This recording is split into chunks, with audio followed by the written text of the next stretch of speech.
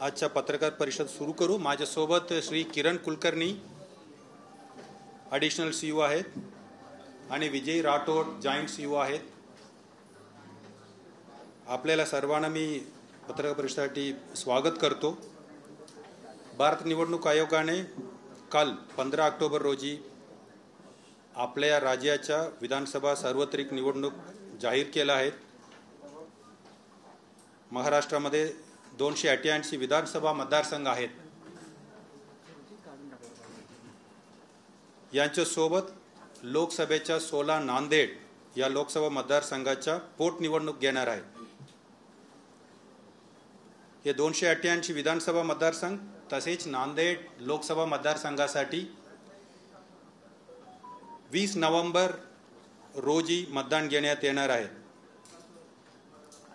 कल कार्यक्रम जाहीर केले, परंतु अधिसूचना प्रसिद्ध होणार आहे 22 ऑक्टोबरला। नॉमिनेशन पत्र दाखल करण्यासाठी 29 पर्यंत अंतिम मुदत आहे।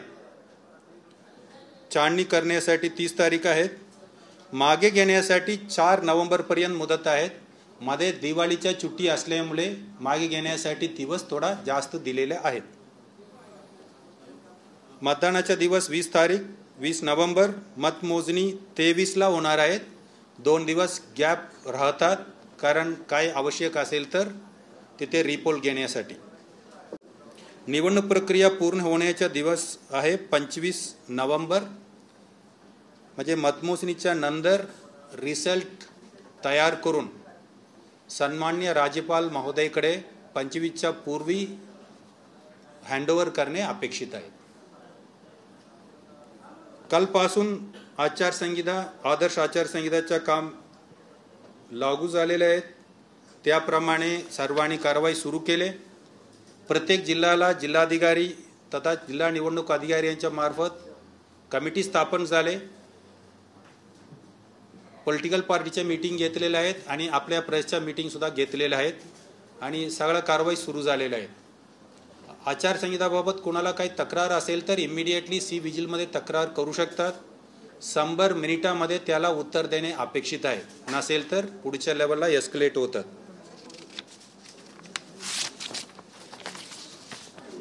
एक्सपेंडिचर बाबत त्या दिवस नॉमिनेशन सादर करतात त्या दिवसापासून त्यांचे एक्सपेंडिचर कॅल्क्युलेट करण्यात येईल, परंतु नॉमिनेशनच्या पूर्वी त्यांनी काही साहित्य खरेदी केलं असेल ते सुद्धा आपल्या अकाउंटमध्ये घ्यावं लागेल।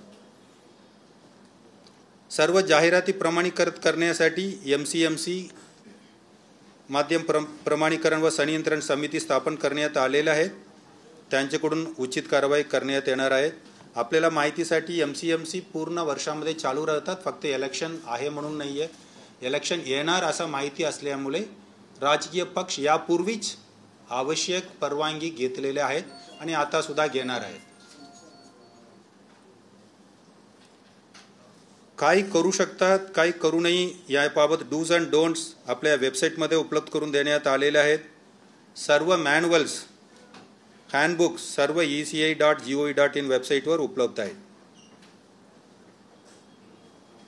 एकूण मतदार यादीबाबत बोलायचं असेल, 19 मध्ये आपल्याकडे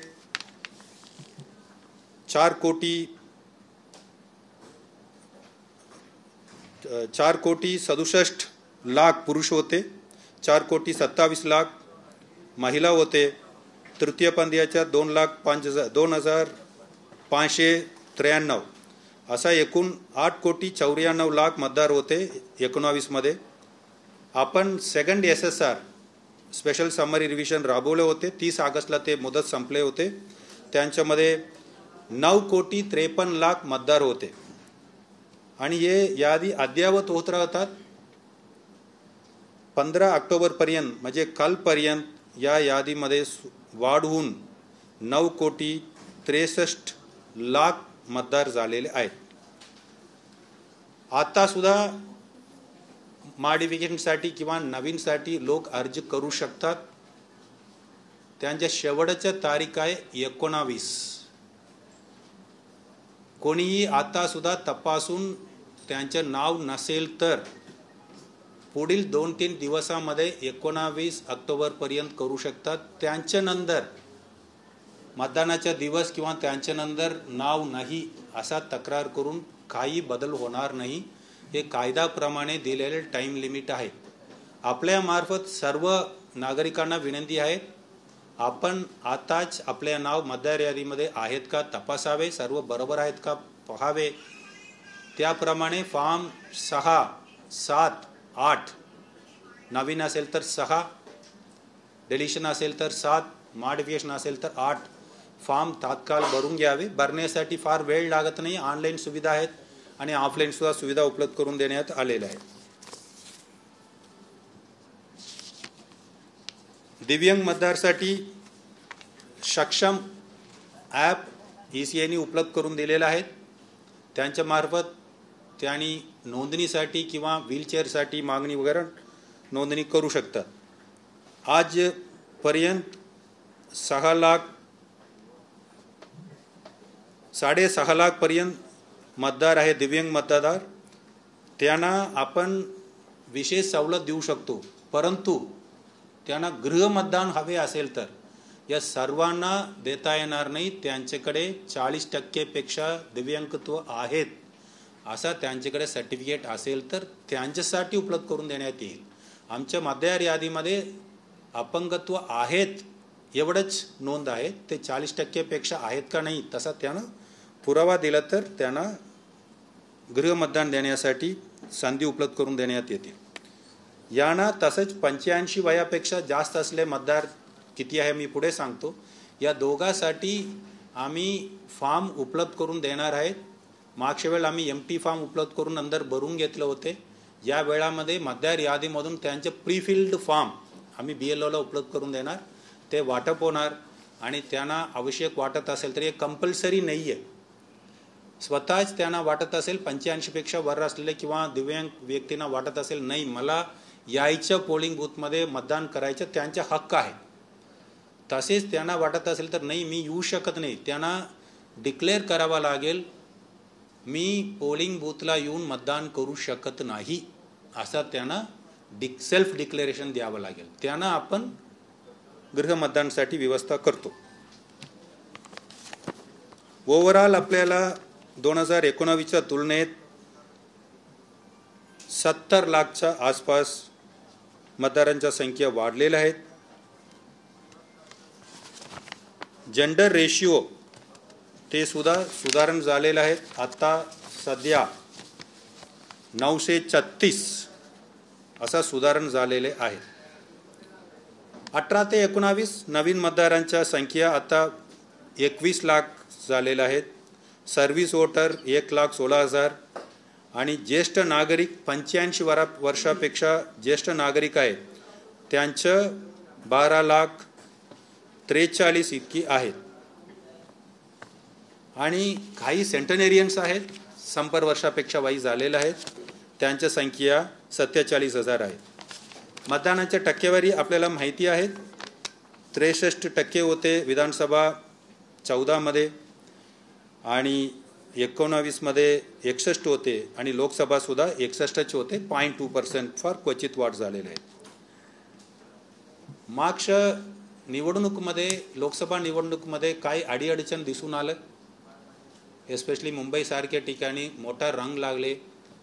ते गृहीत धरून इलेक्शन कमिशननी 2 मोठा कार्यक्रम हाती घेतले होते. एक proper rationalisation of polling stations मध्ये म्हणजे कुठे मतदाराच्या संख्या जास्त आहेत त्या लोकेशनमध्ये म्हणजे 4 पोलिंग स्टेशन आहे त्याला एक पोलिंग स्टेशनला 1500 आहेत 1400 आहे दुसऱ्यामध्ये 800 आहेत त्याला रॅशनलाइज करून दोन्ही ठिकाणी 1100 900 असा ते एक लेवलला आणलेला आहे. ते मोठा कार्यक्रम घेतले आणि कुठे आवश्यक आहे नियमाप्रमाणे 1500 मतदार पर पोलिंग स्टेशन नियम आहे.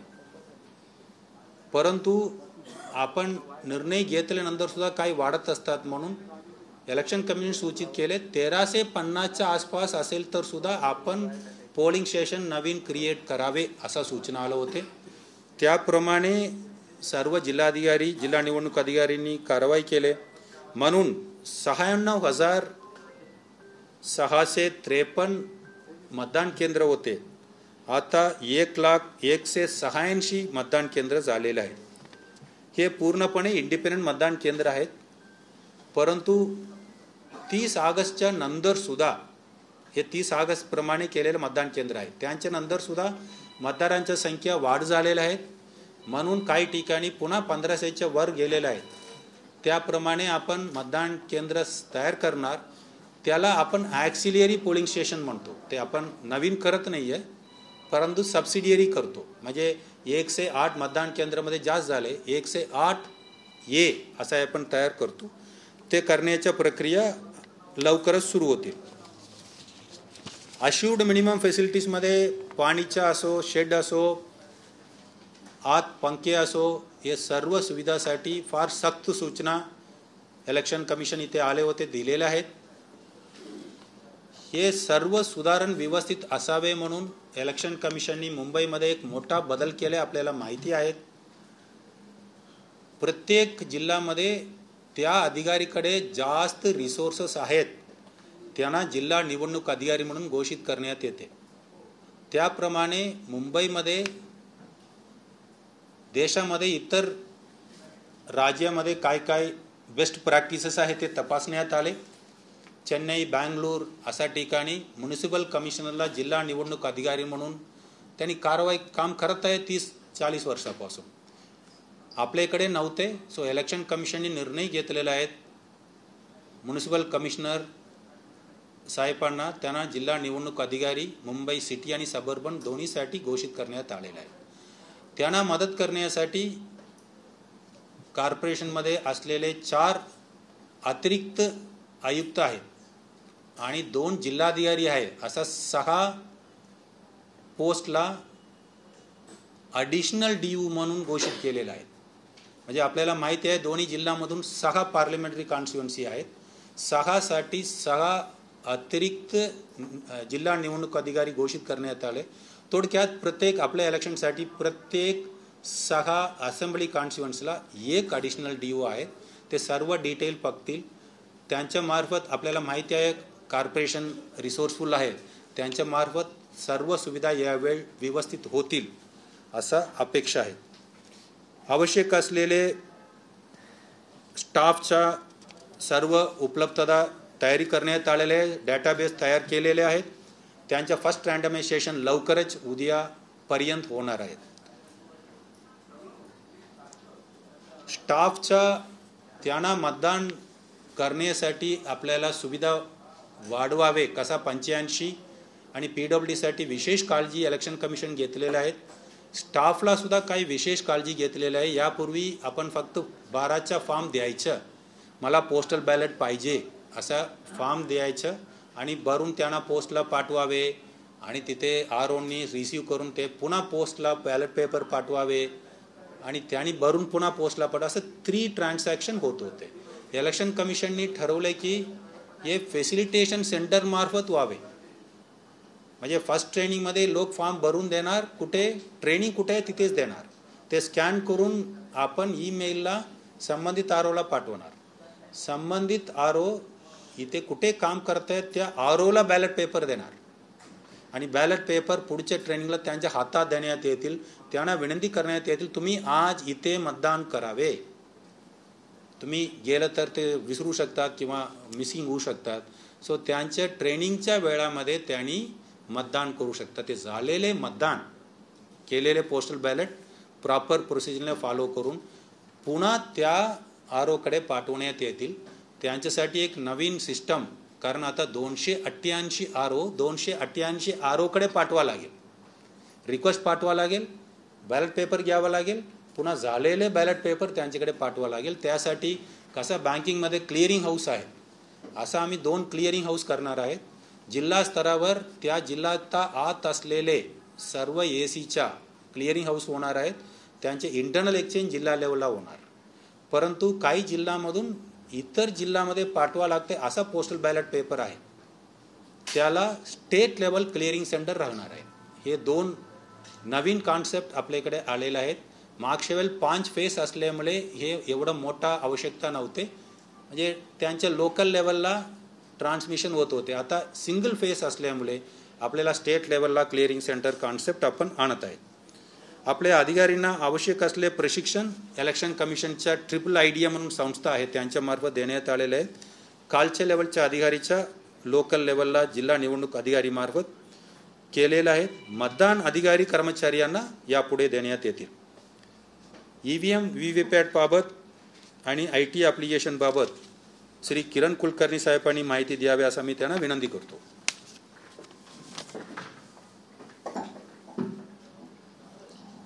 EVM आणि VVPATच्या बाबत आपल्या राज्याची जी तयारी आहे या विधानसभा निवडणुकांसाठी, त्यासाठी एकूण आपल्याला 2,26,624 PUs म्हणजे बॅलेट युनिट्स, 1,26,911 CUs म्हणजे कंट्रोल युनिट्स आणि 1,37,118 VVPATs यंत्रणेचा वापर करण्यात येणार आहे. या सर्व मशीन्सचं फर्स्ट लेवल चेक हे झालेलं आहे. पॉलिटिकल पार्टीच्या प्रतिनिधींच्या उपस्थितीमध्ये हा फर्स्ट लेवल चेक पूर्ण झालेला आहे. त्यानंतर आता रँडमायझेशन 1 आणि रँडमायझेशन 2 ही प्रक्रिया पॉलिटिकल पार्टीच्या रिप्रेझेंटेटिव्हच्या उपस्थितीत पार पाडण्यात येईल. त्याचप्रमाणे गाव पातळीवरती मोबाईल व्हॅनच्या माध्यमातून प्रत्यक्ष मतदान करण्याचं जे डेमॉन्स्ट्रेशन आहे ते सर्व जिल्ह्यांमध्ये देण्यात आलेलं आहे. मोबाईल व्हॅन्स फिरलेले आहेत. या जनजागृतीच्या कार्यक्रमामध्ये जनतेनं मोठ्या प्रमाणात सहभाग घेतलेला आहे. आपल्याला कल्पना आहे की एकूणच तंत्रज्ञानाचा वाढता वापर बघून इलेक्शन कमिशन ऑफ इंडियाने अनेक नवीन ॲप्स आणलेली आहेत आणि त्याचा अतिशय चांगला वापर काही निवडणुकांपासून चालू आहे. त्यापैकी CVGIL हे ॲप जे आहे हे ॲप कुठल्याही प्ले स्टोअरवरून डाउनलोड करता येतं. ECIच्या वेबसाईटवरती उपलब्ध आहे आणि त्या ॲपमध्ये आपली आचारसंहिता संदर्भातली कोणतीही तक्रार ही कुठलाही नागरिक नोंदवू शकतो. त्याची जी स्थाननिश्चिती आहे ती ॲपवरच होत असल्यामुळे आमची जी स्टॅटिक सर्व्हेलन्स टीम आहे, फ्लाईंग स्क्वॉड्स आहेत, त्या 100 मिनिटात त्या तक्रारीचा निपटारा करतात. दुसरं सक्षम ॲप हे दिव्यांगांसाठी आहे. त्यांना त्यावरती मतदार नोंदणी करणे, मतदान केंद्राचा शोध घेणे, व्हीलचेअरची मागणी या सोयी त्या ॲपवरून उपलब्ध करून दिलेल्या आहेत. नो युअर कॅन्डिडेट ॲप जसे जे नॉमिनेशन्स भरले जातील तसे ज्या मतदारसंघामध्ये ज्या कॅन्डिडेट्सनी नॉमिनेशन्स भरलेले आहेत त्यांची माहिती मतदारांसाठी उपलब्ध होणार आहे KYC ॲपमधून. विशेषतः त्यांचे क्रिमिनल अँटीसिडंट्स त्याच्यामधून क्लिअर होतील. त्याचबरोबर ESMS हे जे ॲप आहे आणि सॉफ्टवेअर आहे त्याचा उपयोग वेगळ्या वेगळ्या प्रकारच्या ज्या सीजर्स होतात, जप्ती केली जाते, आपल्या ज्या एन्फोर्समेंट एजन्सीज आहेत 19 या एन्फोर्समेंट एजन्सीजचे चेकपोस्ट आहेत. त्याच्यामध्ये police department, excise department, GST department अशा 19 एन्फोर्समेंट एजन्सीज आहेत. त्यांच्या चेकपोस्टच्या मार्फत सीजरचं काम केलं जातं, वाहनांची तपासणी केली जाते आणि कुठल्याही प्रकारे इंड्युसमेंट टू वोटर्स असा प्रकार आढळला तर त्याच्यासाठीची कॅश किंवा इतर वस्तू त्यासाठी ESMS पोर्टलवरती त्याची रोज नोंदणी केली जाते. आणि लोकसभा निवडणुकीच्या दरम्यान महाराष्ट्रामध्ये जसं सीजरचं काम झालेलं आहे त्याच्यापेक्षा चांगल्या पद्धतीनं सीजरचं काम या विधानसभा निवडणुकीत होईल या दृष्टीनं सगळ्याच डिपार्टमेंट्सचं कोऑर्डिनेशन उत्तम पद्धतीनं चालू आहे. 1950 ही हेल्पलाईन आपल्याला माहिती आहे. त्याच्यासाठी राज्यस्तरावर आणि जिल्हा स्तरावरती संपर्क केंद्र स्थापन झालेलं आहे. मतदार यादीबद्दलच्या आपल्या कुठल्याही शंका अडचणी या क्रमांकावरती दूरध्वनी करून आपल्याला विचारता येतील. एकूणच विधानसभा निवडणुकीसाठी जे काही मतदान घ्यायचं आहे त्यासाठी प्रशासकीय यंत्रणेने आणि निवडणूक यंत्रणेने पूर्णपणे सज्जता राखलेली आहे. लॉ अँड ऑर्डरचा आस्पेक्ट असेल, मटेरियल प्रोक्युरमेंट असेल, पोलिंग स्टेशन्सची निश्चिती असेल आणि मतदार यादीचं कामकाज असेल, या सर्वच आघाड्यांवरती उत्तम रीतीने काम पूर्ण करून आम्ही निवडणुकीसाठी यंत्रणा सज्ज झालेली आहे. थँक्यू. आपल्याला काही प्रश्न असेल तर कृपया विचारा.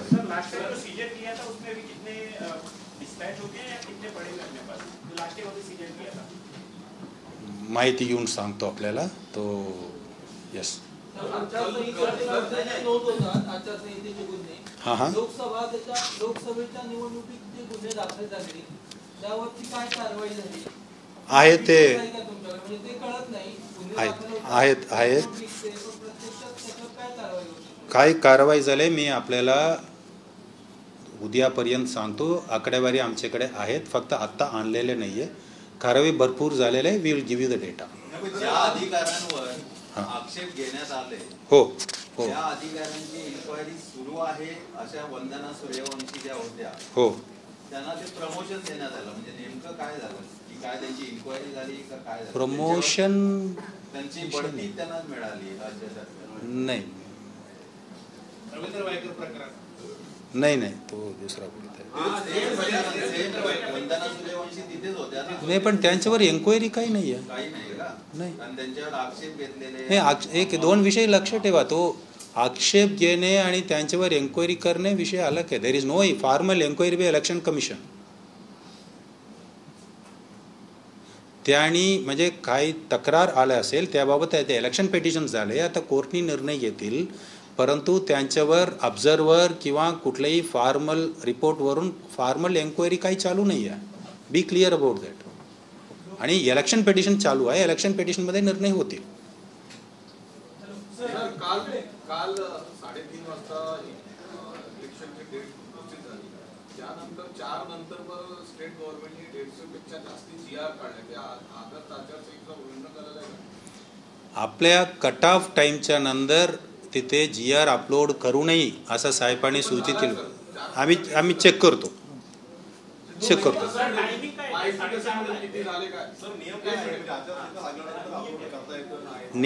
नियम आहे. बोलो. MCC incharge. नियम असा आहे की आचारसंहिता कधीपासून लागू होते, तर तारखांची घोषणा ज्या वेळेस होते त्या वेळेपासून आचारसंहिता लागू होते. इलेक्शन कमिशनने सकाळीच मीडिया नोट काढून हे जाहीर केलेलं होतं की 3:30 वाजता फॉर अनाउन्समेंट ऑफ इलेक्शन्स आम्ही प्रेस कॉन्फरन्स सुरू करत आहोत. त्याच्यामुळे 3:30 वाजताची वेळ ही प्रेस कॉन्फरन्स सुरू होण्याची वेळ होती आणि त्याप्रमाणे आपण गृहीत धरतो. त्याप्रमाणे आम्ही सूचना देखील दिलेल्या होत्या, कळवलेलं होतं. तरी देखील असा काही प्रकार असेल तर त्याची पाहणी आणि तपासणी जरूर केली. त्यानंतर पण आमदारांना 40 लाख रुपयाची निधी वाटप करण्यात आली. त्याचे GR काढण्यात आले. त्याचे GR रद्द होतील का? आणि GR रद्द होतील. मी आपल्याला तेच सांगतो की 3:30 वाजल्यानंतर जे GR अपलोड झालेले आहेत त्याचं टायमिंग त्याच्यावरती आलेलं असतं. त्याबाबत आम्ही त्याची माहिती घेतो. उल्लंघन झालेलं असेल तर त्यावरती नियमाप्रमाणे योग्य ती कारवाई निश्चित करण्यात येईल. सर किती काळ लागतो यावर टायमिंग कधी येते? पण याला टायमिंग कुठे दिसते ते? ज्या सॉफ्टवेअरवरती सिस्टम मध्ये दिसतं. त्या सिस्टम मध्ये टायमिंग असतं. आपण वेळ किती घेणार? तुमचा टाइमलाईन असेल का की इतक्या काळात आम्ही हा निर्णय घेऊ? हो, असं तुम्ही आता हा मुद्दा जेव्हा आम्ही तपासतो तेव्हा किती GR अपलोड झाले, असे कोणते कोणते GR आहेत त्याची माहिती घेऊन आम्ही लवकरात लवकर याच्यावरती कारवाई करू. तुमच्या माहितीसाठी सांगतो, आपण म्हणता GR वर टायमिंग असतो, तिथे पत्रकारांचं कामच आहे, आमचं ते कामच आहे. आम्ही GR काढून कधी कधी आम्हाला त्यावरती बातम्याही कराव्या लागतात. आम्हाला तरी मला तरी वैयक्तिक दिसलं नाही की त्यावरती काय स्पेसिफिक टायमिंग सिस्टीम मध्ये टायमिंग असतं, GR वरती नसतं. आता तो 2 प्रश्न झाले. GRचा झाला, याच्या आधीचा झाला. तुम्ही सांगितलं ते आम्ही त्याच्याविषयी माहिती देऊ, तर त्याची प्रेस नोट तुम्ही काढणार का? नाही तर नंतर परत काढू ना. काढू. C we R. मी आपल्याला काय म्हटले, आता ते माहिती घेऊन आलं नाही आमचे. तुम्हाला तर डिटेल बोलतो. इलेक्शन कमिशननी स्पष्ट या आता वेळेला निर्णय घेतलेला आहे की आम्ही आतापर्यंत फक्त इलेक्शन वेळामध्ये मॉनिटर करत होते, आता आम्ही एक कायमस्वरूपी रेग्युलरली मॉनिटर करू असा निर्णय घेतलेला आहे. हे आपण सांगत आहे किती कॉग्निझेबल ऑफेन्स होते, त्यांच्यावर काय निर्णय झाले, चार्जशीट फाईल झाला की सर्व इन्फॉर्मेशन आहेत, कितीमध्ये डिस्पोज झाले. We will give you immediately within 48 hours will give you information in writing. Don't worry. झालं ना. आता उत्तर दिले, पुन्हा काय विचारणार. पक्षांनी आक्षेप घेतला होता का जे अधिकारी वारंवार व्यत्यस पदावरती आहेत त्यांची बदली करा.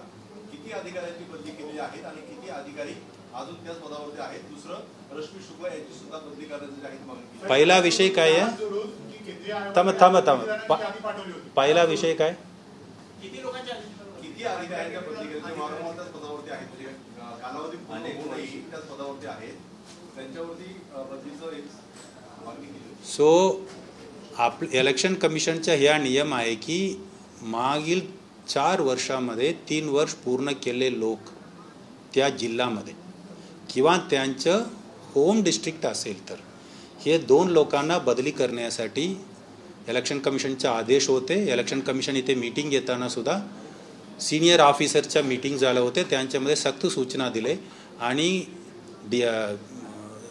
राज्य शासनाच्या वरिष्ठ अधिकारीकडून आम्हाला रिपोर्ट मिळाला आहे. याप्रमाणे बदली झालेले आहेत. सर इलेक्शन कमिशन जेव्हा आलं पूर्ण करतो. सेम क्वेश्चन तुम्ही तेच सांगताय. इलेक्शन कमिशन जेव्हा इथे आलं होतं 26, 27, 28ला त्याच्या आधी त्यांनीच एक रिलीज केलं होतं आम्हाला की 3 वेळेला देऊन सुद्धा कंप्लायन्स रिपोर्ट नाही अबाउट दिस ट्रान्सफर. तर आतापर्यंत तेव्हा चीफ सेक्रेटरीने on the record said that by 29 or 28 this transfers will take place. तर अशा किती ऑफिसर्सच्या झाल्या? कारण आम्हाला काल जे हा जो मगाशी म्हणतो त्या जीआर मध्ये येत आहे की साधारण 14 deputy commissioner, deputy secretary, joint secretary झाले, 24 अंडर सेक्रेटरी झाले. तर do you have a compilation of how many officers have been shifted? Deputy secretary, joint secretary झाले मंत्रालयांमध्ये.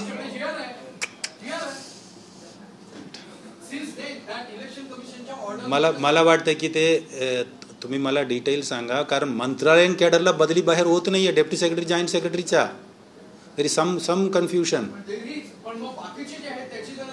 हे काही कॅडर आहे ते लोकल कॅडर असतात. For example municipal corporation Mumbai त्यांना बाहेर पाठवू शकत नाही आहे.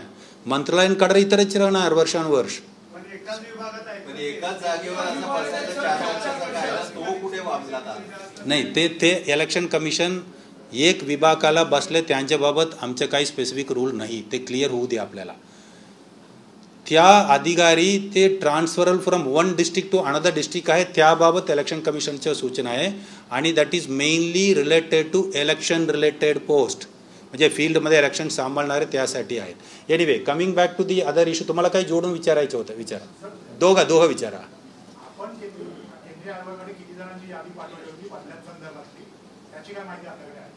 आम्ही बदलीसाठी तिथे काही पाठवलं नाही. राज्य शासनच्या जबाबदारी आहे ते पूर्ण बदली करणे. त्यांनी बदली केले म्हणून आम्हाला रिपोर्ट केले. आता काही शिल्लक असेल तर आम्ही सुद्धा तपासू, कारण आम्हाला आता टाईम आता आचारसंहितापासूनच स्ट्रिक्ट आम्ही बघतो. काही राहिलं तर आम्ही बघतो. आता त्या आचारसंहितापासून आम्ही व्हेरीफाय करू. काही तक्रार असेल तर व्हेरीफाय करू आणि कारवाई करू. नॉर्मली इलेक्शन कमिशनची अपेक्षा आहे आम्ही स्वतःच करण्याच्या वेळ येऊ नये. ते स्टेट गव्हर्नमेंटकडून पूर्ण होणे अपेक्षित आहे. पूर्ण झाले म्हणून आम्हाला रिपोर्ट आहे.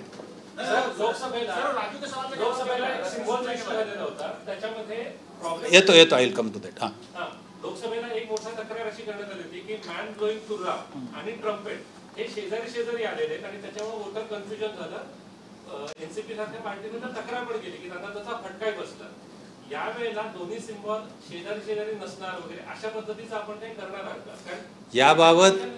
याबाबत मुख्य निवडणूक आयुक्तांनी स्वतःच डिटेल उत्तर काल प्रेसमध्ये दिलेले आहे. सर ते कंटिन्यू करणार आहेत पण ते शेजारी आल्यामुळे जो प्रॉब्लेम येतोय त्याच्यावरती आपलं काय असणार? साहेब सांगितलं बरोबर. आपण एक समजून घ्या, या विषयाचा निर्णय घेण्याचा अधिकार इलेक्शन कमिशनला आहे, CEO कडे नाही. पहिला विषय. आणि इलेक्शन कमिशनला काल प्रेसमध्ये डिटेल उत्तर दिलेलं आहे. आता तुम्ही शेवटचे प्रश्न विचारला, मी उत्तर देतो. ते बाजूला येणार का नाही या निर्णय त्यांच्या अल्फाबेटिकल ऑर्डर प्रमाणे होणार. आपण अगोदर ठरवू शकत नाही. म्हणजे आपण लिस्ट ऑफ कंटेस्टिंग कॅन्डिडेट्स ठरवतो, त्या व्यक्ती बाजूला आलं तर येऊ शकतात. ते कोण उमेदवार राहणार ते यांच्या बाजूला येणार का आज कोणीही सांगू शकत नाही आहे. बरोबर आहे, कोणीही ठरवू शकत नाही. लोकसभा निवडणुकीमध्ये निवडणूक आहे म्हणजे यंत्रणेवरती सत्ताधारी पक्षाचा दबाव होता असं चित्र स्पष्टपणे दिसत होतं. यावेळेला तसं चित्र असणार आहे का? सत्ताधारी पक्षाचा दबाव असणार आहे का निवडणूक यंत्रणेवर? असा कुणाचा दबाव नव्हते आणि आता सुद्धा राहणार नाही. लोकसभे आता या इलेक्शनच्या काळामध्ये दिवाळीचा सीझन आहे तर अनेक उमेदवार त्या इलेक्शनला अनुसरून उठण्याचं वाटप किंवा काय असं ते स्वतः उमेदवार न करता ते महामंडळ कुठल्या मित्रमंडळ वगैरे असा फंडा वापरतात. तर त्याला आणि बाहुबलीज वगैरे भेट असा प्रकाराला तुम्ही कसा आळा घालणार? नंबर 1. आणि तुम्ही इलेक्शनचे जे उमेदवार आहेत जे उमेदवार उभे राहतात त्यांच्या खर्चाचा तुम्ही अपडेट घेता, पण पूर्ण निवडणूक यंत्रणेवर जो काय खर्च झाला त्याचा कधीच नंतर रिव्ह्यू येत नाही. दोन्ही मुद्द्यांची उत्तरं देतो. पहिला जो मुद्दा आहे तो वोटर इन्व्हेस्टमेंटचा आहे. अशा प्रकारे निवडणुकीच्या आचारसंहितेच्या काळामध्ये मतदारांना प्रलोभन दाखवण्याचा, कुठल्याही प्रकारच्या वस्तूंचं वाटप करून असा प्रकार कुठेही होत असलेला खपवून घेतला जाणार नाही. त्याच्यासाठी म्हणून सूचना देण्यात आलेल्या आहेत. पोलीस विभागाला सूचना दिल्या आहेत, आमच्या इलेक्शनच्या यंत्रणेला पण दिलेल्या आहेत. त्याचबरोबर ही मतदारांची सुद्धा जबाबदारी आहे की कुठेही असा प्रकार आढळून आला तर सी विजिलवरती जरूर त्याचं रिपोर्टिंग करावं आणि आपण जागरूक नागरिक आहोत हे सिद्ध करावं. अशा प्रकारे ज्या तक्रारी येतील त्याच्यावरती त्वरित कार्यवाही केली जाते आणि करण्यात येईल. आचारसंहितेच्या ज्या तरतुदी आहेत त्या सर्व पक्षांना, कॅन्डिडेट्सना कळवण्यात आलेल्या आहेत. बंधनं कोणती त्यांना कळवण्यात आलेली आहेत आणि भंग झाला तर कोणत्या कायद्या अन्वये कारवाई होऊ शकते याची सुद्धा जाणीव करून देण्यात आलेली आहे. आपला जो दुसरा प्रश्न होता तो कशाच्या संदर्भात होता? निवडणुकीच्या उमेदवारांचा तुम्ही खर्च पूर्ण अपडेट घेता आणि त्याने न्याय दिला तर कारवाई करता, पण पूर्ण निवडणूक यंत्रणेची जो खर्च तुम्ही करता निवडणूक आयोग त्याचा कधीच अपडेट रिव्ह्यू कधी झाला नाही आजपर्यंत. नाही, त्याचा अपडेट रिव्ह्यू तर होतोच होतो. त्याचं बजेट तयार होतं, त्या बजेटच्या आतच खर्च करावा लागतो. एस्टिमेटेड व्हॅल्यूज असतात आणि गव्हर्नमेंटचे जे नियम आहेत, पब्लिक मनी खर्च करण्याचे जे नियम आहेत तेच निवडणुकीला पण लागू आहेत. त्यामुळे लोकसभा निवडणुकीचा सुद्धा काय काय खर्च कोणत्या कोणत्या जिल्ह्यांनी केला याची संपूर्ण माहिती कलेक्शन चालू आहे. त्या त्या जिल्ह्यामध्ये सुद्धा त्याची माहिती स्वतंत्रपणे उपलब्ध आहे.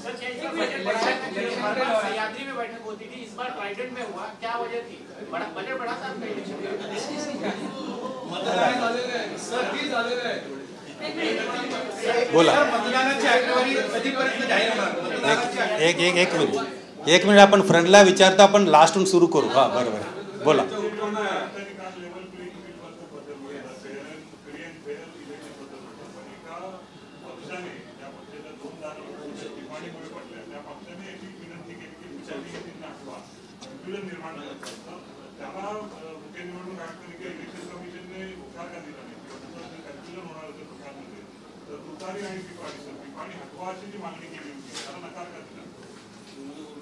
याबाबत इलेक्शन कमिशननी काल उत्तर दिलेलं आहे.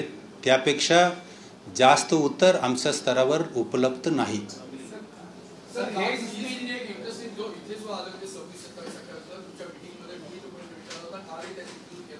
Urban apathy is a real serious concern.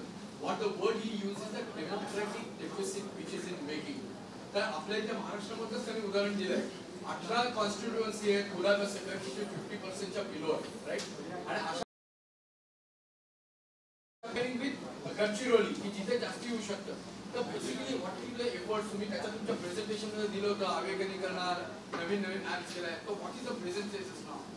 तो स्वीप ॲक्टिव्हिटीज बाबत आपण मागच्या वेळेसचा फार मोठा प्रयत्न केलेला आहे. म्युनिसिपल कमिशनर, पोलीस कमिशनर त्यांच्या मदतीने मुंबईमध्ये असले मोठा सेलिब्रिटीच्या मार्फत, आपल्या मार्फत, सर्व माध्यमांच्या मार्फत आपण प्रयत्न केलेला आहे. एक मोठा डिसिशन आपल्याला झालेला आहे की सर्वांच्या मागणी नोंदवून मिडल ऑफ द वीकला इलेक्शन ठेवण्यात आलेले आहेत.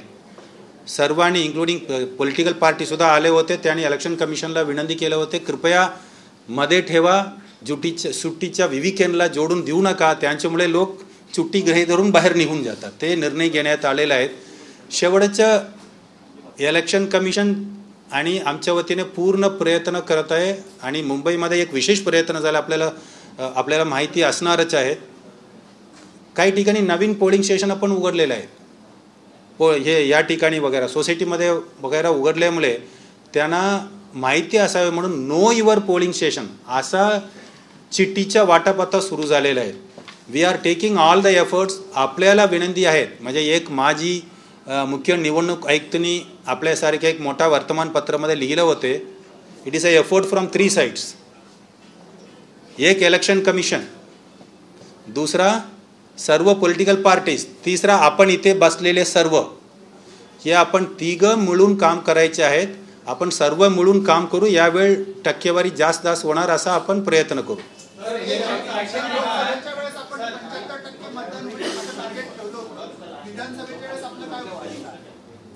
आता टार्गेट आम्ही ठेवलेलं नाहीये, जास्त जास्त होण्यासाठी आपण प्रयत्न करू. मतदानाची आकडेवारी दुसऱ्या दिवशी मतदानाची कधीपर्यंत साधारण अंदाजे? मतदानांच्या टक्केवारीच्या आपल्याला 2 स्टेप आहेत. आता यावेळी सुद्धा आपल्याला मोठा विषय येणार. मतदानाच्या टक्केवारी आपल्याला कधी मिळणार, कधी करेक्ट मिळणार, ठीक आहे. आपल्याला पूर्ण करतो, त्यांच्यानंतर आय विल कम बॅक. आपल्याला सकाळी 9 वाजतापासून आम्ही तुम्हाला आकडेवारी देतो. That is not return information, that is based on overall information. म्हणजे टेलिफोनिकली घेतो, काही SMS ला घेतात, कोणी व्हॉट्सअपला घेतात. म्हणजे 9 वाजता, 11 वाजता, 1 वाजता, 3 वाजता, 5 वाजता हे आहेत. ते फक्त तोंडी खळवतात एवढं झालंय म्हणून. पूर्ण करतो. टक्केवारीच्या माहिती नको का? सो आपण 2-2 तासाने आपल्याला माहिती देतो. ते पूर्ण ओरल इन्फॉर्मेशनवर असतात आणि नंतर 5च्या नंतर 7 वाजता देतो. त्या दिवसाच्या अप्रॉक्सिमेट आकडेवारी वोटिंग दिवसाच्या पोल डेच्या रात्री टाकण्यात येते. त्यासुद्धा अंदाजितच असतात. क्लिअर आहे? म्हणजे अंदाजमध्ये फार व्हेरिएशन नसतात, 1-2% व्हेरिएशन असू शकतात. परंतु करेक्ट टक्केवारी आपल्याला मिळतात रात्री 12, 1, 2, 3 वाजतापर्यंत पोलिंग पार्टी येत असतात. दुसरा दिवस 11 वाजताच्या नंतर आपण प्रिसाइडिंग ऑफिसर डायरी उघडतो. त्यांच्यामध्ये आकडेवारी असतात. ते आकडेवारी फिर लिहायला सुरुवात करतात आणि ते घेऊन आपल्याला सिस्टममध्ये आपण पोलिंग स्टेशन निघा एंट्री करतो. म्हणजे त्या दिवस रात्री 12 वाजता, पोलिंग डेचा दुसरा दिवस रात्री 12 वाजता येत आहेत. ते आपल्याला फायनल आकडेवारी आहेत. परंतु हे पुन्हा इन्फॉर्मेशनच आहे. आम्ही त्या दिवस पोलिंग स्टेशनमध्ये आम्ही फॉर्म भरून देतो प्रत्येक पोलिंग एजंटला. ते लीगल आहेत आणि त्याप्रमाणे होतील. आता 2-3 प्रश्न इथे विचारायचे होते. सांगा.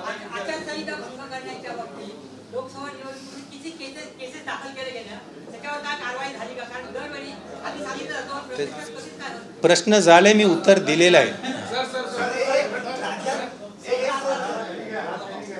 बोला. एका वोटरला मतदानासाठी किती वेळ लागला? लोकसभेमध्ये अर्धा तास, 1 तास लोक उभे राहिले. ॲव्हरेज आता प्रत्येक मतदाराला किती वेळ लागेल एंट्री केल्यापासून बाहेर पडेल असं काय कॅल्क्युलेशन आहे? आपल्याला किती वेळ लागेल ते कॅल्क्युलेट करून 1500 पर्यंत मतदार दिलेला आहे. किती वेळ लागणार ते आपल्या हातात नाही आहे. त्या वेळामध्ये किती मतदार एकत्र येणार त्यांच्यावर अवलंबून आहेत. मागच्या वेळ काही वेळामध्ये काय झालंय, त्या वेळामध्ये एकत्र लोक आले, ते आपल्या हातात नाही आहे. आपण फक्त एवढं या वेळेला निर्णय घेतलेला आहे. काही ठिकाणी चुकून एक वेळेला 1 मतदारांना आत सोडलं होते. ते आपण सक्त सूचना दिलेला आहे की एक वेळाला 3 ते 4 मतदार आत असू शकतात. म्हणजे तिथे 4 टेबल असतात, प्रत्येक टेबलमध्ये 1 असू शकतात असं आपण सूचना दिलेल्या आहेत. त्यांचं 1-1 माणूस सोडल्यामुळे काही क्यू लागत होतं, हे यावेळी होणार नाही. धन्यवाद. आपल्याला सुद्धा 4 वाजता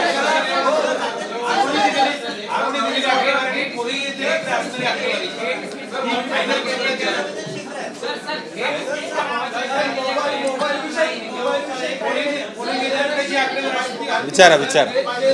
थांबा 1-1 घेऊ. सांगा. कोणी प्रश्न विचारला नाही त्याने 1-1 विचारू द्या. याने असून विचारलं नाही, विचारतो म्हणतात, विचारू द्या. बोला. तुम्हाला मी बोला म्हटलं, तुम्ही बोलले नाही. पुढे या तुम्ही बोला. तुम्ही बोला.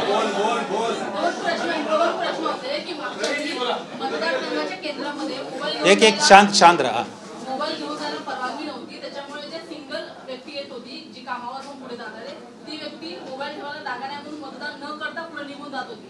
आणि दुसरा प्रश्न आता की लाडकी बहीण योजनेसंदर्भात काल 15 ऑक्टोबर रात्री 12 वाजेपर्यंतची मुदतवाढ देण्यात आली होती. मुख्यमंत्र्यांनी मागच्या आता थोड्या वेळापूर्वी झालेल्या PC मध्ये असं सांगितलेलं आहे की आम्ही हा जो निधी आहे तो आदल्या महिन्यात दिलेला, जो नोव्हेंबरमध्ये येणार आहे. तर अशा पद्धतीची तरतूद आहे का? आदल्या महिन्यामध्ये निधी देण्यात येतो. तो पहिला विषय आहे मोबाईल बाबत. इलेक्शन कमिशनच्या आत्ता सध्या सूचना आहेत ते 100 मीटर डिस्टन्सच्या आत मोबाईल घेऊन येऊ शकत नाही असं सूचना आहे. परंतु याबाबत इलेक्शन कमिशनच्या मीटिंगमध्ये डिटेल चर्चा झालेल्या आहेत. आता लोकांनी मोबाईल घेऊनच येतात सर्व ठिकाणी. काही कारणासाठी ते आता फार महत्त्वाचं झालेलं आहे, म्हणजे घेऊनच यावं लागतं. काय अर्जंट असेल तर फोन करावा लागते. त्यांच्याबाबत फेरविचार चालू आहेत. इलेक्शन कमिशननी आम्हाला सूचना दिलेल्या आहेत. आमच्या सूचना पाठवायला आम्ही आमचं प्रपोजल सादर केलेलं आहे. काही वया मीडिया काढून आम्ही असा विनंती केलेला आहे ते त्यांनी घेऊन येत असेल तर फक्त आत घेऊन जाऊ नये, परंतु गेटपर्यंत आणायला परवानगी द्यावी. त्याला काही आणखीन ॲड करायचं करून आम्ही प्रस्ताव सादर केलेला आहे. इलेक्शनच्या पूर्वी त्यांच्याबाबत निर्णय होतील. आता सध्या निर्णय आहेत 100 मीटरच्या बाहेरच मोबाईल ठेवावे असा आहे, पण काय सुधारणा येण्याच्या शक्यता आहे. दुसरा प्रश्न हां बोला. आचारसंहितेमध्ये याबद्दल तरतूद जी आहे ती अशी आहे की नवीन योजना कोणतीही सुरू करता येणार नाही आणि आचारसंहिता लागू झाल्यानंतर नवीन लाभार्थी कोणीही निवडता येणार नाही. या क्रायटेरियावरती जर काही आढळून आलं की याप्रमाणे झालेलं नाही तर ते अजिबात खपवून घेतलं जाणार नाही. या क्रायटेरियामध्ये बसतंय, आचारसंहितेच्या चौकटीत बसतंय, त्या गोष्टींना फक्त परवानगी नाही.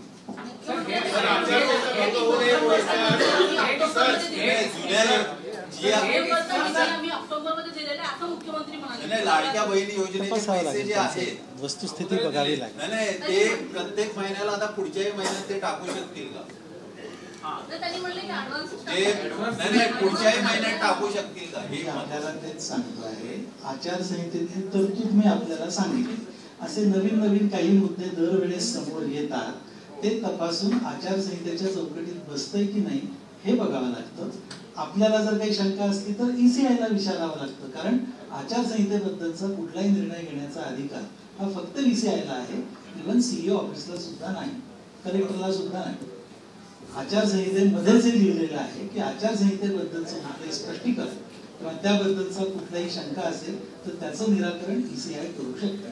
त्यामुळे मी आपल्याला सांगतो की असे काही मुद्दे समोर आले की आपल्या पातळीवरती इंटरप्रिटेशन करून काही शंका उरली तर ECI कडे आपण विचारणा करतो. तर आचारसंहितेचा भंग होऊ नये म्हणून काही आपण जबाबदाऱ्या विकसित केलेल्या आहेत. त्याच्यामध्ये आम्हाला तुम्ही सांगितलं की पत्रकारांनी जबाबदारी घेतली पाहिजे आचारसंहितेचा भंग होऊ नये म्हणून. पण समजा आमच्या वर्तमानपत्रांमध्ये किंवा वृत्तवाहिनीमध्ये समजा आचारसंहितेचा भंग झाला म्हणून वृत्त बातम्या आल्या तर त्याचा आपण सुमोटो घ्याल का? हे एक. दुसरं म्हणजे धार्मिक प्रचार आचारसंहितेच्या काळामध्ये होऊ नये असा नियम असतानाही पंतप्रधान आमच्या राज्यामध्ये आले आणि असा जर प्रचार केला तर त्याच्या संदर्भात आपण काही गाईडलाईन आतापासून देणार आहात की नाही? इसमें एक और ऐड करता हूं.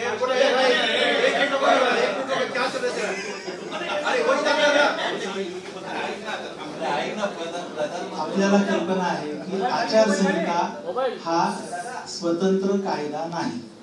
आचारसंहितेला अनेक कायद्यांचं पाठबळ आहे. म्हणजे दोन गटांमध्ये काही विद्वेषाचं वातावरण तयार होईल अशा पद्धतीची विधानं करणं हा फौजदारी गुन्हा आहे. त्या कायद्याअंतर्गत त्यावरती कारवाई होते.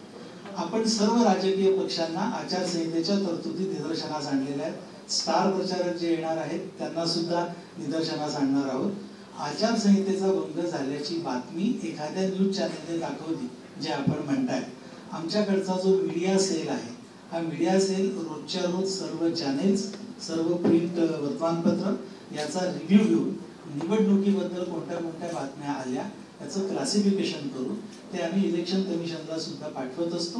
आमच्या पातळीवरती अनालिसिस होऊन त्यापैकी कॉग्निझन्स ज्याचा आपल्याला त्या बातमीवरून लक्षात येतं त्या स्थानिक अधिकाऱ्यांना त्याची चौकशी करायला पाठवलं जातं आणि त्या चौकशी अहवालावरून पुढची कारवाई करण्यात येते.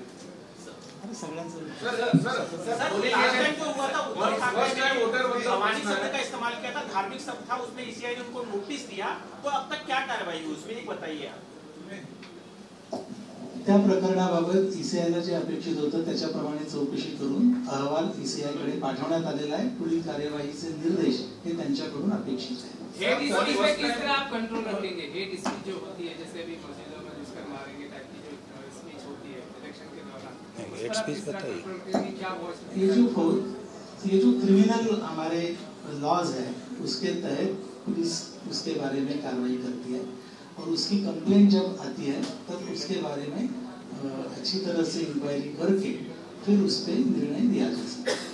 लोकसभेच्या निवडणुकीमध्ये सातत्याने एका विशिष्ट गटाने मतदान विरोधी पक्षांना केल्यामुळे त्यांना निवडून आले. हे सतत जो प्रचार आहे सध्या सुरू, त्याला तुम्ही धार्मिक जो प्रचार सुरू आहे एका विशिष्ट समाजाने गटाने जिहाद केल्यामुळे ते निवडून आले अनेक उमेदवार विरोधी पक्षाचे, हा जो काय प्रचार आहे याला पायबंद तुम्ही इलेक्शन कमिशन म्हणून कसं घालता? आपला प्रश्न माझ्या अशा अर्थाने लक्षात आला नाही की आपण जे विचारलेलं आहे तो आपल्याकडे थोडंसं बेसिक बोलावं लागेल या बाबतीत. आपल्याकडे जे अभिव्यक्ती स्वातंत्र्य आणि भाषण स्वातंत्र्य आहे त्या तुलनेत कोणी आपली मतं मांडणं वैयक्तिक पातळीवरून किंवा जाहीरपणे सुद्धा या सगळ्याबद्दल आपला कायदा काही ना काही कॉमेंट करतो. कायद्याच्या बाहेर जाणारं जर विधान कोणी करत असेल तर त्याच्यावरती निश्चित कार्यवाही होईल. आपण जो प्रश्न विचारताय की अमुक हे कायद्याच्या बाहेर जाणारं आहे किंवा नाही, याचं उत्तर हे नक्की काय झालेलं आहे, एव्हिडन्सेस काय आहेत याच्यावर अवलंबून आहे आणि कायद्याच्या चौकटीतच ते सिद्ध व्हावं लागतं.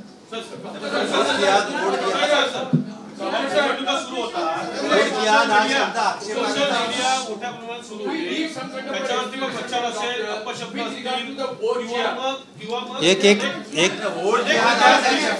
काय वोट जिहाद आक्षेपार्ह शब्द नाही का? एक गठ्ठा मतं दिली असं ॲलिगेशन मुस्लिमांनी एक गठ्ठा मतं दिली असा शब्द दिला.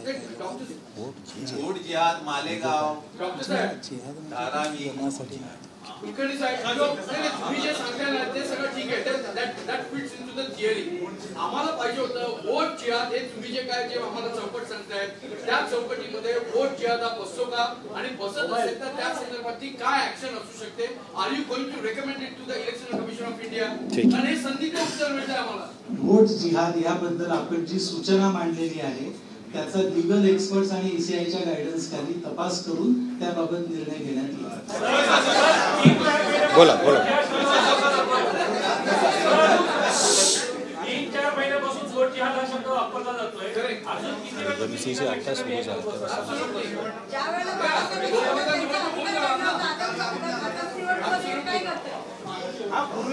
धार्मिक वक्तव्यावरून अनेकांचे मतदानाचे अधिकार काढले. आपल्याला निर्णय घ्यावा. पण आता किती दिवस लोकसभेपासून तपासणी म्हणजे मी आपल्याला क्लिअरली सांगतो 4 महिन्यापासून आहे ते एमसीसी कालपासून सुरू झाले. कृपया लक्ष ठेवा. नाही बी क्लिअर म्हणजे ते see we are giving a proper answer to you. 4 महिन्यापासून चालू आहे. आमचं अधिकार तपासण्याचे अधिकार काल इव्हिनिंग पासून काल संध्याकाळीपासून सुरू झाले. आता काय घडत आहे आम्ही तपासणार आणि कारवाई करणार. यांच्यामध्ये कुठले पक्षपात राहणार नाही एवढं लक्ष ठेवा. बी क्लिअर. एक मिनिट एक ना. सोशल मीडिया मोठ्या प्रमाणात सुरू होते. हो सोशल मीडियावरती प्रचार असणं किंवा अपशब्द बोलणं अनेक गोष्टी असतात.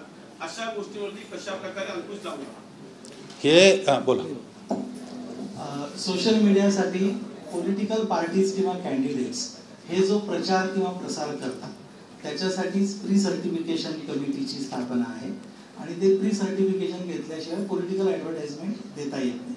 प्रिंट मीडियात किंवा ऑडिओ व्हिज्युअलला किंवा बल्क मेसेजेस सिंगल लेवलला म्हणजे सोशल मीडियाच्या इंडिव्हिज्युअल अकाउंटवरून जो कोणता मजकूर बोलला जातो किंवा दाखवला जातो पोस्ट केला जातो त्यासाठी प्री सर्टिफिकेशनची आवश्यकता नाही.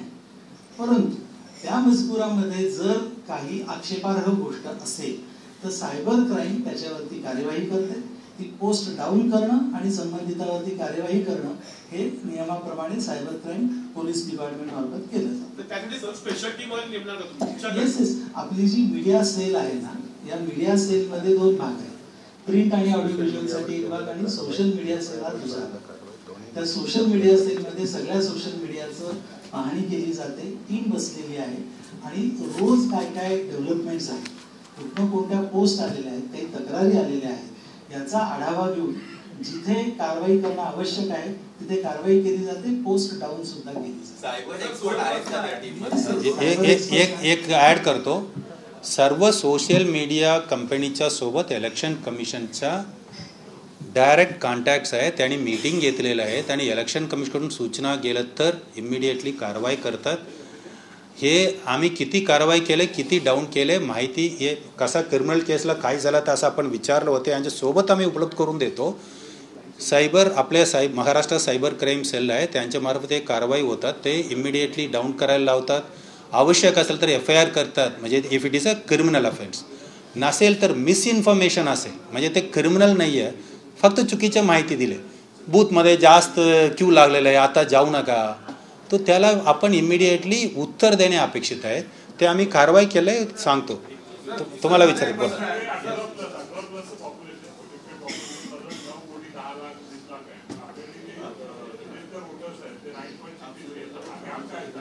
कुठले गॅप?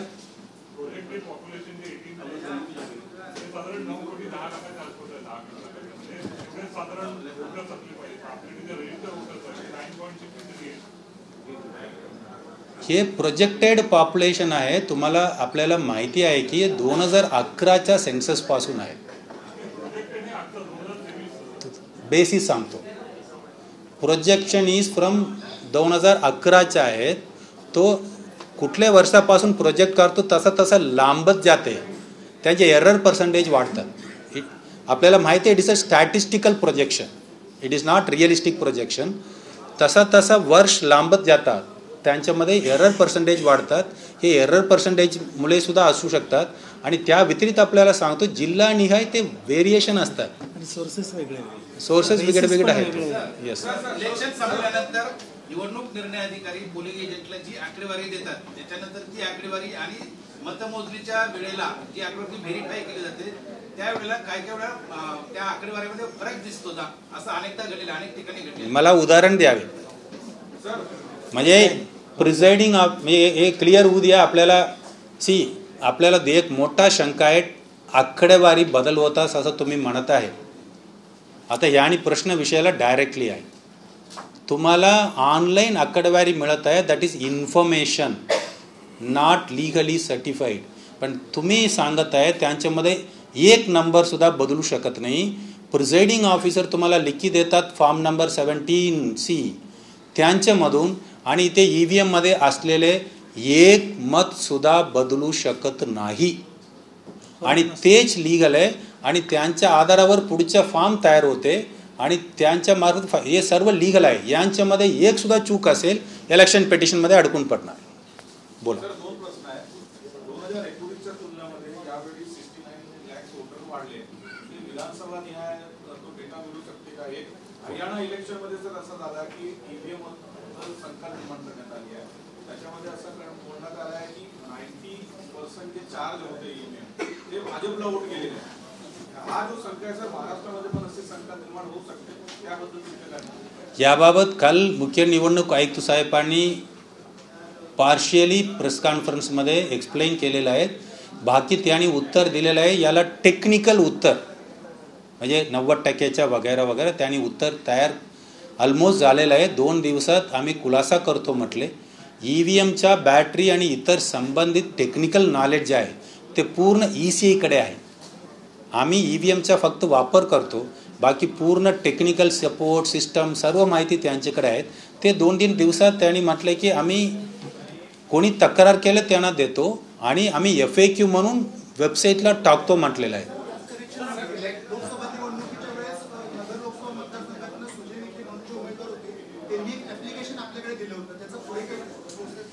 हां, आपल्या चांगला प्रश्न आहे. मागच्या वेळी या विषयी EVMचा वारंवार प्रश्न उपस्थित करण्यात येते. मागच्या वेळ सुप्रीम कोर्टमध्ये हे निर्णय देण्यात आले की कोणाला शंका असेल म्हणजे EVM बरोबर मतदान नोंद केले नाही, म्हणजे आपण प्रेस करतो नोंद केले नाही असा कोणाला वाटत असेल त्यांनी इलेक्शनच्या नंतर रँडमली EVM चेक करायला अधिकार दिलेला आहे.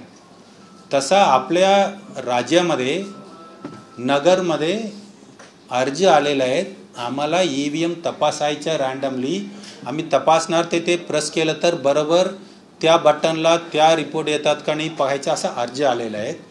पण नियम असा आहे की त्या कॉन्स्टिट्युएन्सीमध्ये इलेक्शन पिटिशन फाईल झाला असेल तोपर्यंत इलेक्शन पिटिशनचा निर्णय होत नाही किंवा कोर्ट त्याला परवानगी देत नाही, तोपर्यंत आपण EVM बाहेर काढू शकत नाही. आता ते चेकिंग करायचे आहे की इलेक्शन पिटिशनला हायकोर्टनी, सन्माननीय हायकोर्टनी म्हणजे परवानगी दिलं तर ते चेकिंग होतील. त्यांचे SOP इश्यू झालेले आहेत, आमच्याकडे तयार आहे. आपण वारंवार सेकंड झाले. हां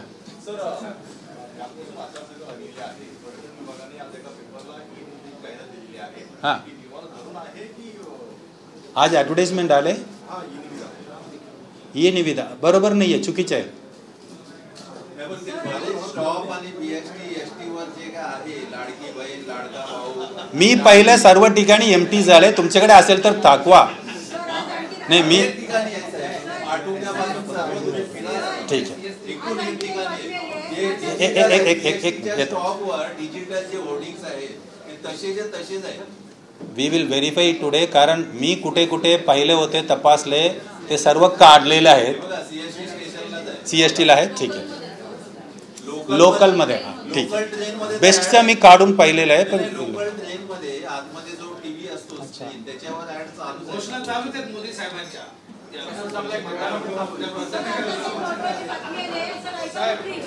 तुमच्या येतो MCC साठी घोषित केल्यानंतर 24 तासात काय करायचं, 48 तासात काय करायचं, 72 तासात काय करायचं आहे, हे सर्व पार्ट ऑफ दिस. म्हणजे ते आपल्याला MCC झाल्यानंतर कमीत कमी काढायला थोडा वेळ द्यावा लागते. सो नाही नियमाप्रमाणे सांगतो 24, 48, 72 आवर्सचा नियमच आहे. तर we will ensure that. Madam तुम्ही विचारा.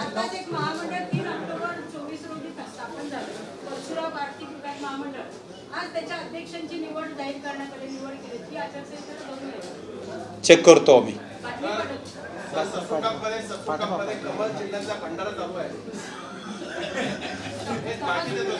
मी आपल्याला सांगितल्याप्रमाणे बातमी पाठवा.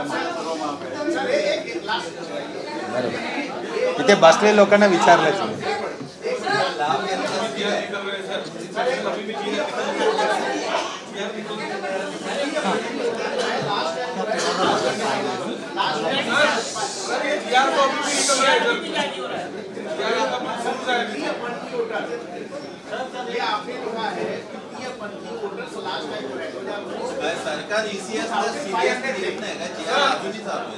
एक मिनिट, तुमच्या मित्राची विचारत आहे. येतो ना.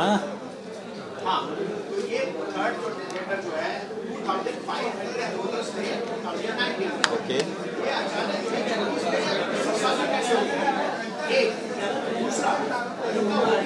मात्र 25% वो राइज अप करने के लिए 25%. Proportionally 25% voting वोट करते. तृतीय पंथीयासाठी आपण प्रश्न होते का त्यांचं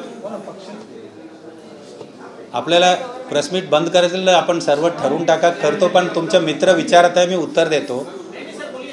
तृतीय पंथीयाच्या संख्या पूर्वी कमी होते, अचानक का वाढले असा त्यांचा प्रश्न आहे. यासाठी वल्नरेबल पॉप्युलेशनला टार्गेट करून त्यांना एनरोल करण्यासाठी ECIनी विशेष प्रयत्न घेतले होते. त्यांच्यामध्ये 3 सेक्टर होते. One is third gender, another one is commercial sex workers, third one is PVTG, particularly vulnerable tribal groups. हे 3 साठी विशेष एफर्ट्स इलेक्शन कमिशननी घेतले. त्या लोकांना त्यांच्यापर्यंत पोहोचण्यासाठी विशेष प्रयत्न करण्यात आले आणि त्यांच्यामुळे वाढलेले आहेत. हे 3 कॅटेगरी आपण विशेष टार्गेट केलेले आहेत. तुम्ही GR बाबत विचारत आहे, आता काय होत असेल तर ते कालच आम्ही सूचना केले. आता आम्ही उचित कारवाई करू, गेले आम्ही कारवाई करू, डोंट वरी. Last question. हां लोकसभा महाराष्ट्रात 5% झाली, 4% मतदान झाल्यानंतर पूर्ण डिटेल दिली. पण महाराष्ट्रातलं पूर्ण मतदान झाल्यानंतर 5% आपल्या माहिती घेतलं कारण का 5व्या टप्प्यात मुंबईत मतदान झालं होतं, उद्धव ठाकरेंनी स्लो होतं ते आरोप केले होते, आचारसंहितेच्या अनेक तक्रार होत्या. आता सर्व माहिती आम्ही ऑनलाईन उपलब्ध करून दिली आहे. तुम्ही स्वतः येणं आवश्यक होतं त्यावेळेला असं आणि त्या आधीच्या टप्प्यात आपण नोंद घेतले नाही. आता पास्टला आपण काय करू शकत नाही. आता नोंदच घेऊ विचारा तुम्ही शेवटचे दृश्य. लोकसभा इलेक्शन हुए थे, उसमें बहुत से इलाकों में ऐसे कंप्लेंट्स थी कि स्लो वोटिंग की गई है, मतलब प्रिसाइडिंग ऑफिसर ने आइडेंटिफिकेशन चेक किया, फिर दूसरे ऑफिसर ने भी चेक किया, उसकी वजह से वोटिंग बहुत स्लो हुई.